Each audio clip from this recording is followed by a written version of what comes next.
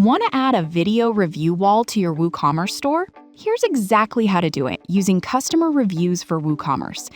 First, you need to collect video reviews. In the plugin settings, enable review reminders and allow customers to submit media in their reviews. Send automatic review requests after purchase. Ask customers to record a short video, what problem they had, how your product helped, and if they recommend it. Once reviews start coming in, go to the reviews section. Approve only the ones with videos. These will be used in your wall. Now to display them. Place this shortcode on a product page, landing page, or right before checkout to maximize trust at the decision point.